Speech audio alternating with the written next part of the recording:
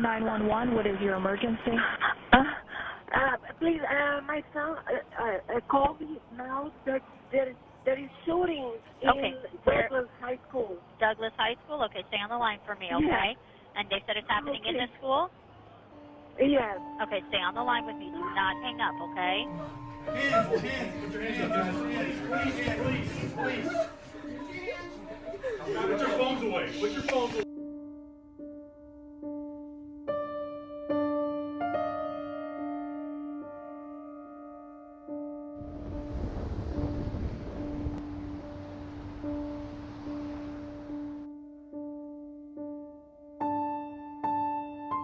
My name is Patricia Oliver, and I lost my son Joaquin to gun violence.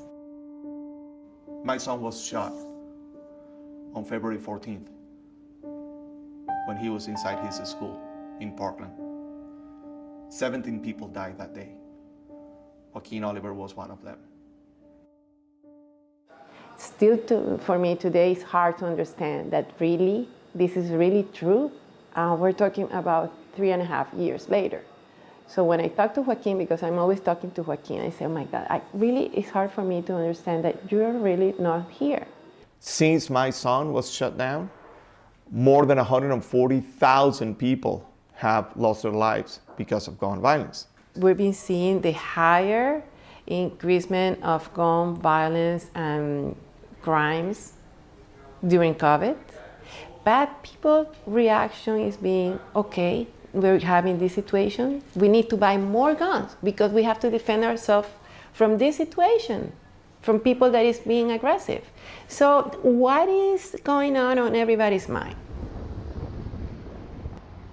Everything that we believe in is under threat, is being torn apart. The division in the countries, I've never seen anything on this scale.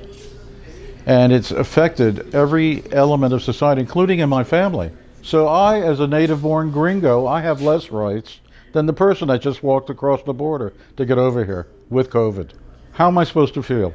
All right? And that's where most of the country is at. And the crazies who are out there playing all this dirty game, they have to be taken out. I'm sorry to have to say it, but there's no other choice. It's the right to bear arms, and it's the essence of who we are as a country, and it's our Constitution. And if you allow one element of the Constitution to be dismissed, why not just dismiss the whole Constitution, which is really what's under threat right now. It's not just the Second Amendment, it's the First Amendment. It's all the amendments, because we're really on the verge of another civil war. Last year, people bought 8 million new guns, and we have 434 million guns already, let alone 20 million rifles. America loves guns because America wants to protect itself. This is a protection issue. It's you or them. Do you want to survive? You want to take care of your loved ones? Are they going to survive? How are you going to get through this? So you have to look at the big picture. If you can trust that the police will be there when you call, that's one issue. They cut down the police. They warred on the police. Hundreds of police were killed and maimed and wounded. And now you have a crime rate that's spiraling out of control in 34 cities. Well, how are you supposed to cope with that mentality? Then you have to add COVID and that insanity to it. I mean, what is the point? We're like prisoners in our own home. I need the gun for my own emotional security. And if I'm going to be attacked, I'm going to fight back. You understand anyone that tells you that, oh, I need a gun to protect myself and my family.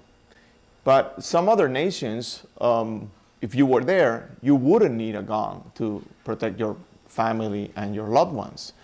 I think that's a whole sales pitch from decades ago that it's coming directly from the NRA and the gun industry, that it's convincing you as an American that you should carry a gun. They will tell me or try to convince me that I should have a gun, especially after what happened to us.